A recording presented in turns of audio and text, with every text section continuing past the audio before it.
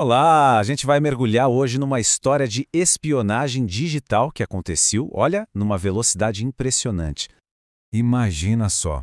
Tudo começou com uma coisa super estranha que pesquisadores de cibersegurança perceberam lá no leste europeu.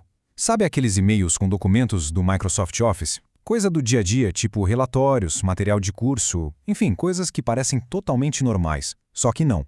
Por trás dessa aparência inofensiva, esses arquivos estavam, na verdade, transformando os computadores em verdadeiros postos de espionagem.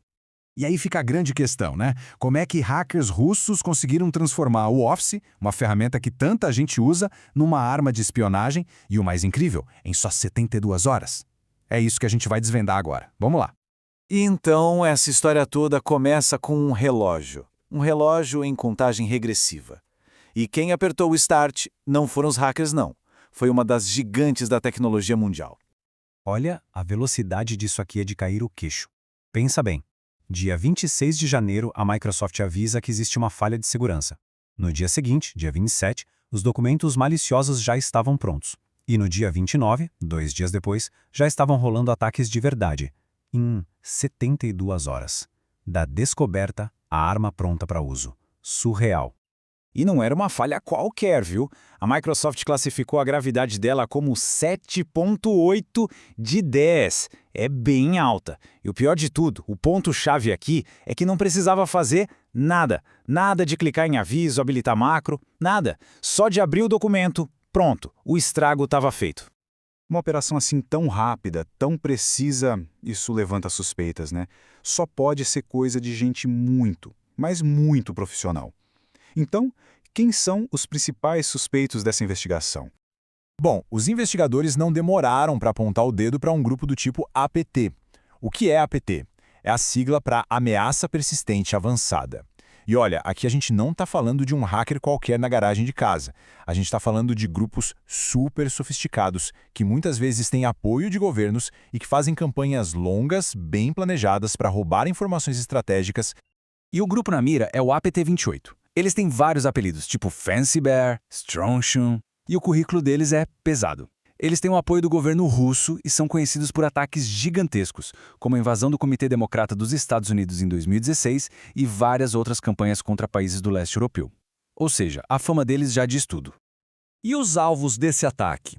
Bom, se encaixam como uma luva no perfil deles. Autoridades de alto escalão na Ucrânia, Eslováquia, Romênia. A equipe de resposta a emergências da Ucrânia, por exemplo, chegou a confirmar que mais de 60 e-mails de autoridades do governo foram alvos diretos. Não foi um ataque aleatório, foi cirúrgico. Ok, agora vamos entrar na parte mais técnica. Como é que esse ataque funcionava na prática? Vamos entender o passo a passo. Antes de qualquer coisa, o ataque era inteligente. Ele fazia uma checagem. Primeiro, o servidor dos hackers olhava o IP para ver se a vítima estava mesmo em um dos países-alvo. Depois, ele conferia as informações do computador para ter certeza de que era uma pessoa de verdade usando o Office e não um programa de um pesquisador de segurança tentando analisar o vírus.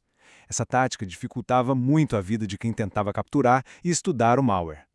Uma vez dentro do sistema, o ataque seguia por um de dois caminhos. Era como uma bifurcação. De um lado, tinha o Minidor, que era basicamente um ladrão de e-mails bem direto. Do outro, tinha o PixieNet Loader, um programa espião muito mais sofisticado e invisível. Vamos falar primeiro do Minidor. Pensa num negócio eficiente. Primeiro, ele entra no Outlook e desabilita um monte de avisos de segurança. Depois, ele faz uma varredura completa, caixa de entrada, enviados, rascunhos, tudo. Ele copia cada e-mail que encontra, anexa numa mensagem nova e manda para 2 endereços secretos. E a parte genial, ou terrível, é que ele apaga o e-mail que ele enviou da pasta de itens enviados, ou seja, 0 rastros. É como ter um espião lendo seus e-mails em tempo real. Agora, a outra opção, a mais complexa, o PixieNet Loader. Esse não era um programinha só. Era, na verdade, um sistema com várias camadas. Ele instalava 3 arquivos diferentes no computador para garantir que ia ficar por lá por um bom tempo. E o que a gente vê aqui é uma verdadeira aula de camuflagem digital. Eles não usaram um arquivo óbvio, mas sim 3, e cada um parecia totalmente inofensivo.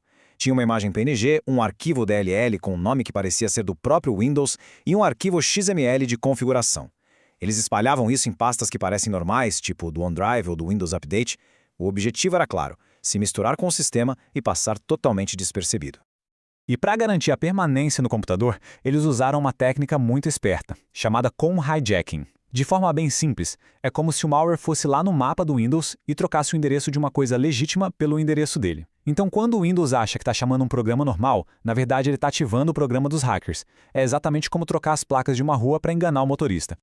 Isso tudo nos leva à parte final, as técnicas que eles usaram para se esconder tão bem, para serem quase invisíveis.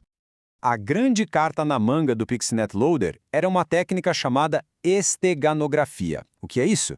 É a arte de esconder uma coisa dentro de outra. Sabe a ideia da tinta invisível? É exatamente isso, só que no mundo digital. Você esconde a informação secreta em um arquivo que parece completamente normal.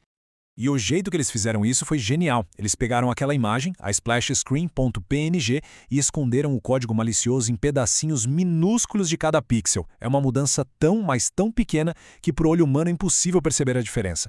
A imagem parece perfeitamente normal, mas para o malware, ali dentro estavam todas as instruções secretas para continuar o ataque. E para se comunicar com a base, eles usaram outra tática incrível. Em vez de usar um servidor suspeito, que seria fácil de bloquear, eles usaram um serviço de armazenamento em nuvem normal, chamado Filen. O malware simplesmente se conectava a uma pasta lá, baixava as instruções e mandava de volta os dados roubados. Para qualquer sistema de segurança, parecia só uma pessoa normal usando a nuvem, quase impossível de detectar. Então, como é que os pesquisadores têm tanta certeza de que foi o APT-28? Bom, foi como montar um quebra-cabeça. Primeiro, os alvos. Batiam certinho com os interesses geopolíticos da Rússia. A ferramenta, o Minidor, era uma versão melhorada de um malware que eles já tinham usado antes. As técnicas também eram a assinatura do grupo. E, claro, a velocidade. Para fazer algo assim em 72 horas, você precisa de recursos, de organização, coisa que um grupo apoiado por um Estado tem. E tudo isso nos deixa com uma reflexão, uma pergunta que fica no ar. Se uma falha num programa comum que milhões de pessoas usam pode virar uma arma de espionagem em apenas 3 dias, o que está seguro de verdade hoje em dia?